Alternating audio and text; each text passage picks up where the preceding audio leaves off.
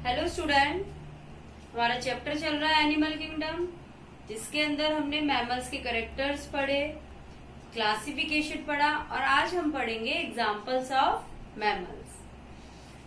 तो जिसमें हम सबसे पहला एग्जांपल है डक बिल्ड प्लेटिपस, जिसे ऑर्निथोरिंकस भी कहते हैं, यानी इसका जो साइंटिफिक नेम है वो ऑर्निथोरिंकस है।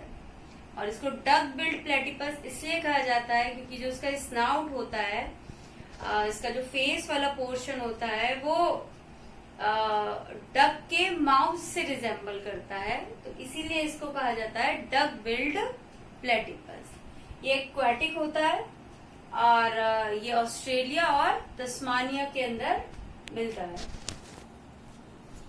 एक्वाटिक होता है तो एक्वाटिक एडेप्टेशन भी होते हैं इसके अंदर, यानी इनके अंदर जो फीट होते हैं वो वेब्ड होते हैं, उनके फीट में वेब होता है और साथ में जो इनकी टेल होती है वो फ्लैट होती है। ये दोनों ही चीजें इन्हें स्विम करने में हेल्प करती हैं। और डक बिल्ड प्लेटिपस एक प्रोटोथीरियन है, तो इनके अंदर प्रोटोथीरियन के सारे कैरेक्टर्स होते हैं, यानी कि ये एग लेइंग मैमल्स होते हैं।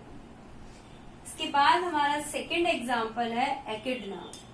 एकिडना का जो साइंटिफिक नेम है वो टैकीग्लोसस है और इन्हें स्पाइन या एंटीटर भी कहते हैं, क्योंकि इनकी जो बॉडी होती है उस पर डॉर्सल साइड पर जो हेयर होते हैं वो चेंज हो जाते हैं स्पाइन्स में, तो इसीलिए इन्हें स्पाइनी एंटीटर कहा जाता है। ये भी प्रोटोथीरियन है, यानी ये भी एग लेइंग मैमल्स हैं। इसके बाद हमारे थर्ड एग्जाम्पल है कैंगरू, जिसका साइंटिफिक नेम होता है मैक्रोपस। ये भी जो हमारा स्पाइनी एंटीटर है ये भी ऑस्ट्रेलिया और तस्मानिया के अंदर ही पाया जाता है और कैंगरू भी ऑस्ट्रेलिया और तस्मानिया में ही पाए जाते हैं। तो कैंगरू हमारे मार्सुपियल्स होते हैं, यानी कि सब क्लास मेटाथीरिया से बिलोंग करते हैं। तो ये पाउज्ड मैमल है, यानी इनके अंदर जो फीमेल के अंदर पाउच पाया जाता है, जिसके अंदर जो जब ये इनका बेबी बॉर्न होता है वो बहुत इमेच्योर होता है, तो उसके अंदर बेबी रहता है, वो फीड करता रहता है और जब वो ग्रो हो जाता है, जब तक वो अपना सेल्फ सफिशिएंट नहीं हो जाता है तब तक वो इस पाउच के अंदर ही रहता है।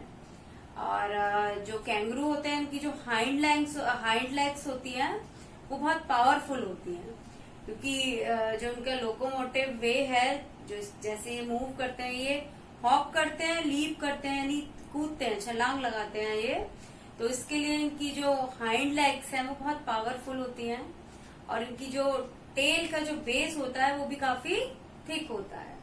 टेल भी इनकी काफी पावरफुल होती है, लॉन्ग होती है, जो इन्हें लीपिंग और हॉपिंग में हेल्प करती है। और इनके जो फोर लिम्स होते हैं वो शॉर्ट होते हैं, जैसे ह्यूमंस अपने फोर लिम्स यूज करते हैं, ये अपने फोर लिम्स को इसी तरीके से यूज करते हैं। तो ये दो एग्जाम्पल जो पढ़े हमने वो थे प्रोटोथीरियंस के, और कैंगरू इज अ मेटाथीरियन। अभी हम बाकी एग्जाम्पल्स यूथीरियन के पढ़ेंगे। अब हमारा नेक्स्ट एग्जाम्पल है नंबर 4 रोडेंट्स एंड 5th लोगोमोर्फ। ये दोनों ऑर्डर है, रोडेंट्स भी और लोगोमोर्फ भी, और इन्हें हम एक साथ इसलिए पढ़ रहे हैं क्योंकि इन दोनों में काफी सिमिलैरिटी पाई जाती है, ये ऑलमोस्ट सिमिलर ही होते हैं, इनमें कुछ ही डिफरेंस होते हैं। तो पहले हम रोडेंट्स की बात करें तो रोडेंट्स के अंदर 1 पेयर ऑफ इंसीजर पाए जाते हैं इन ईच जॉ, यानी कि अपर जॉ के अंदर भी एक पेयर इंसीजर है और लोअर जॉ के अंदर भी। तो कुल इंसीजर कितने हुए? 2 पेयर इंसीजर। और जबकि जो लोगोमॉर्फ होते हैं उनके अपर जॉ में 2 पेयर इंसीजर्स होते हैं और लोअर जॉ में 1 पेयर इंसीजर होते हैं। It is the main difference between rodents and lagomorph. उनके बीच का ये मेन डिफरेंस है कि इनके अंदर 2 पेयर लोगोमॉर्फ हैं, 1 in upper jaw and 1 in lower jaw, जबकि इनके अंदर 3 pairs of incisors हैं, 2 in upper jaw and 1 in lower jaw। Rodents को नॉइंग एनिमल्स भी कहा जाता है। जो उनके इंसीजर होते हैं वो लगातार बढ़ते रहते हैं, जिससे उनका साइज ज्यादा बड़ा ना हो, इसलिए ये अपने इंसीजर को हिट करते हैं हार्ड सरफेस के ऊपर। या तो वो आपस में ही इंसीजर को एक दूसरे से टकराते रहते हैं, या वो कुछ चीजों को हार्ड सरफेस को काटते रहते हैं, लगातार उनसे हिट करते हैं अपने इंसीजर्स को, जिससे कि उनका जो साइज है वो बहुत बड़ा ना हो। तो इस प्रॉपर्टी को कहते हैं हम नॉइंग, और इसीलिए एनिमल्स को कहा जाता है नॉइंग एनिमल्स। और रोडेंट्स के एग्जांपल होते हैं हमारे रैट एंड माइस। जो लोगोमॉर्फ होते हैं वो कॉप्रोफेजी शो करते हैं। वो कॉप्रोफेजी का मीनिंग है कि जो उनका फीकल मैटर होता है, यानी कि जो उनका जो डाइजेस्टिव वेस्ट होता है वो उसको दोबारा से ईट कर लेते हैं। तो इसका रीजन ये होता है कि जो लोगोमॉर्फ हैं उसके अंदर हमारे रैबिट और हेयर आते हैं। तो जो रैबिट है क्या है, हर्बीवोर है वो, यानी वो ग्रास ईटिंग एनिमल है, वो ग्रास खाता है। तो ग्रास यानी कि सेल्यूलोज, और सेल्यूलोज का डाइजेशन सीकम के अंदर होता है। और जो उनकी इंटेस्टाइन का पार्ट है सीकम, वो लार्ज इंटेस्टाइन से जस्ट पहले होता है, यानी कि पूरी आहार नाल होने के बाद सीकम है, और उसके बाद केवल क्या है पार्ट, लार्ज इंटेस्टाइन है। तो सीकम के अंदर इसका डाइजेशन तो हो गया, लेकिन लार्ज इंटेस्टाइन में वाटर का एब्जॉर्प्शन होता है। जो डाइजेस्टेड फूड है उसका एब्जॉर्प्शन नहीं होता है। तो सेल्यूलोज का डाइजेशन तो हो गया सीकम के अंदर, लेकिन उसका एब्जॉर्प्शन नहीं हो पाया। तो उनका जो वेस्ट होता है, जो फीकल मैटर होता है, उसके अंदर जो सेल्यूलोज है वो ऐसे ही रह जाता है। तो इसीलिए वो दोबारा से उसको ईट करते हैं, जिससे कि जो सेल्यूलोज है उसका एब्जॉर्प्शन बॉडी के अंदर हो सके। तो इसीलिए इनके अंदर ये कॉप्रोफेजी देखने के लिए मिलती है। इसके अलावा एक और टर्म है डायस्टीमा। डायस्टीमा गैप होता है बिटवीन द टीथ। अब जो रोडेंट्स हैं और लोगोमॉर्फ हैं दोनों ही हर्बीवोर्स होते हैं, तो इनके अंदर कैनाइन टीथ प्रेजेंट नहीं होते हैं। तो इसीलिए इनके इंसीजर और प्रीमोलर के बीच गैप होता है, और इस गैप को कहते हैं डायस्टीमा। तो इनके अंदर डायस्टीमा देखने के लिए मिलता है। तो हमने रोडेंट्स और लोगोमॉर्फ के बारे में जाना। रोडेंट्स के अंदर रैट और माइस आते हैं, और लोगोमॉर्फ के अंदर रैबिट और हेयर आते हैं, और ये ऑलमोस्ट सिमिलर एनिमल्स हैं।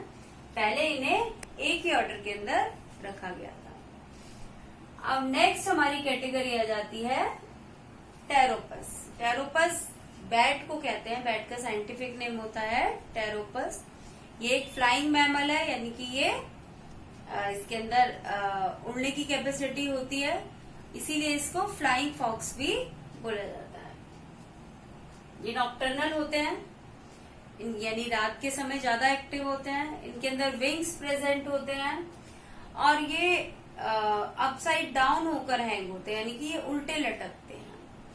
तो ये हम बैट के बारे में हो गया। और नेक्स्ट एग्जांपल हमारा 7th है वेल्स।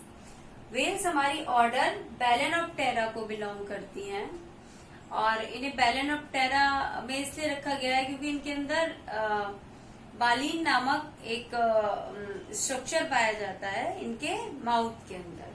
इसके बारे में मैं भी बताऊंगी आपको। तो जो वेल्स होती हैं लार्जेस्ट मैमल होती हैं, ये एक्वेटिक होती हैं, और साथ में कार्निवोर्स होती हैं। एक्वेटिक में भी ये मैराइन होती है, यानी कि ओशन के अंदर पाई जाती है। और इनके जो जॉ होते हैं, माउथ होता है, उसके पीछे, जॉ के पीछे की तरफ कॉम्ब लाइक स्ट्रक्चर होती है, जिसे कहते हैं बालीन। एक प्लेट होती है, बालीन प्लेट, जिसके अंदर कॉम्ब पाए जाते हैं। तो जब ये इनका ये फिल्टर फीडर होते हैं, यानी कि बहुत सारा पानी एक साथ वेल अपने माउथ के अंदर फिल कर लेती है, और फिर उस पानी को वो बाहर निकालती है। तो जब वो पानी को बाहर निकालती है तो वो कैसे जाता है, बालीन प्लेट से छन के जाता है पानी बाहर। तो जब वो पानी छन के जाता है तो उस पानी के अंदर जितने भी स्मॉल क्रीचर होते हैं, तो वो सब कहाँ रह जाते हैं, व्हेल के माउथ में ही रह जाते हैं। तो वो क्या है, उसका फूड है व्हेल का, और पानी जो था वो बाहर निकल गया फिल्टर होके, तो इसीलिए इनको फिल्टर फीडर कहा जाता है। और ये बालिंग प्लेट इसमें इन्हें हेल्प करती है। और इनके जो टीथ होते हैं वो मोनोफायोडोंट होते हैं, यानी कि अगर एक बार गिर जाए तो वो दोबारा नहीं आते हैं, क्योंकि इनके टीथ का कोई ऐसा फंक्शन भी नहीं है। इनमें ये फिल्टर फीडर है, तो कौन हेल्प कर रहा है इन्हें फीडिंग में, बालिंग प्लेट हेल्प कर रही है। तो अगर इनके टीथ अगर गिर भी जाते हैं तो इन्हें ऐसी कोई प्रॉब्लम नहीं होती है। तो व्हेल के बाद अब हम आते हैं एलिफेंट्स पर। एलिफेंट्स हमारे ऑर्डर प्रोबोसिडा को बिलोंग करते हैं, और जो एलिफेंट है वो लैंड एनिमल है और लैंड पर पाए जाने वाले लार्जेस्ट मैमल है। इनके अंदर दो स्पेशल चीजें पाई जाती हैं, एक इनका ट्रंक यानी कि इनकी सूंड, और दूसरे इनके टस्क यानी कि जो विजिबल टीथ होते हैं इनके। तो इनका जो ट्रंक होता है, इनके अपर लिप, इनका जो अपर लिप है वो मॉडिफाई होकर क्या बनाता है, ट्रंक बनाता है। और जबकि जो इनके टस्क हैं यानी जो विजिबल टीथ हैं वो इनके अपर इंसीजर होते हैं, मॉडिफाइड अपर इंसीजर होते हैं। तो ये दोनों ही इंपॉर्टेंट चीजें हैं। ट्रंक क्या है, हमारा अपर लिप है, और टस्क है हमारे अपर इंसीजर। और जो एलिफेंट होते हैं उनकी एशियन एलिफेंट्स होते हैं और अफ्रीकन एलिफेंट्स होते हैं। तो जो अफ्रीकन एलिफेंट है उनका साइज एशियन एलिफेंट की कंपैरिजन में काफी बड़ा होता है, और अफ्रीकन एलिफेंट में जो टस्क होते हैं केवल मेल के अंदर प्रेजेंट होते हैं, फीमेल के अंदर प्रेजेंट नहीं होते हैं। जबकि जो एशियन एलिफेंट हैं उनमें मेल एलिफेंट के जो टस्क है वो बड़े होते हैं और फीमेल के टस्क छोटे होते हैं। और अभी तक हमने एग्जाम्पल पढ़े हैं, इसके बाद हम कुछ और एग्जाम्पल देखेंगे कार्निवोर्स के और अंगुलेटा के, तो ये हम देखेंगे अभी। ओके, नेक्स्ट हमारा जो ऑर्डर है वो कार्निवोरा है, और जो कार्निवोरा है उसके अंदर एनिमल्स हमारे cat family, dog family, fox family, bear, ये सब हमारे एनिमल्स इसके अंदर आते हैं। और these animals have large canines because they are carnivore. Carnivore है तो वो क्या करते हैं, वो फ्लैश ईट करते हैं। तो फ्लैश ईट करने के लिए, फ्लैश को टीयर करने के लिए दे हैव लार्ज कैनाइन्स। इसके बाद हमारी नेक्स्ट कैटेगरी आ जाती है अंगुलेट एनिमल्स की। अंगुलेट एनिमल्स यानी कि जिनके अंदर हूव्स प्रेजेंट होते हैं, और हूव्स के नंबर के according on the basis of number of hooves these animals are again divided into two categories, Artiodactyla and Perissodactyla। Artiodactyla के अंदर जो